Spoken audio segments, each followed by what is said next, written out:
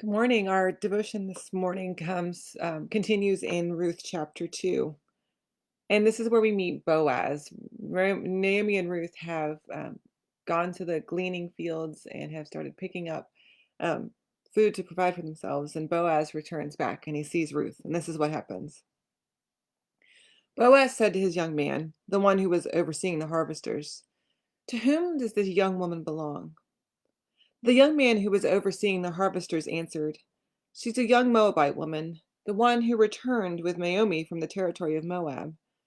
She said, 'Please let me glean so that I might gather up grain from among the bundles behind the harvesters.' She arrived and has been on her feet from the morning until now and has sat down only for a moment." Boaz said to Ruth, "Haven't you understood, my daughter? Don't go glean in another field. Don't go anywhere else.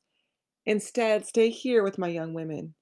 Keep your eyes on the field that they are harvesting and go along with them. I've ordered the young men not to assault you. Whenever you are thirsty, go to the jugs and drink from what the young men have filled." It's quite a remarkable story. Um, there's a couple really interesting details in here. First, Boaz doesn't know who Ruth is when he first sees her. Ruth is his Naomi is his cousin, so he's his cousin once removed, first cousin once removed. Is that how it works?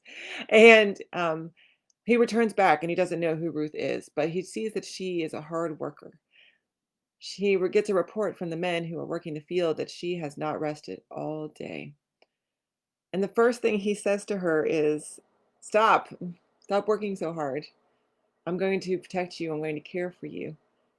Now, there's no good reason for him to do that. He doesn't know who Ruth is other than Naomi's daughter-in-law. He doesn't have to do, he's not required to provide or to do anything for her, but he chooses to because he sees how hard she's working.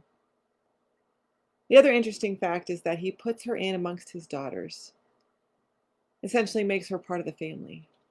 He says that she is as important as the daughters that he has biologically. And the last thing that's noteworthy is he comforts her by saying, "I have ordered the young men not to assault you." Now, it's not clear what kind of assault she would have to fear, but we can imagine a young, attractive woman working on her own in a field, what kind of attack she might have to worry about. And so, in one fell swoop, Boaz meets Ruth and then grants her the protection that only he can provide. It reminds us that we are given free protection from God. There's nothing we have to do to earn it. There's nothing we can do to earn it. We can't work harder. We can't be more faithful or more pure or any of those things, though some of those are good things to be. But our protection from God, God's providence for us, God's overseeing for us, is as a result of God seeing us, claiming us before God knows anything about us. And so we can be thankful that grace is unearned, that God's protection is unearned, and that we do not need to fear the people of this world.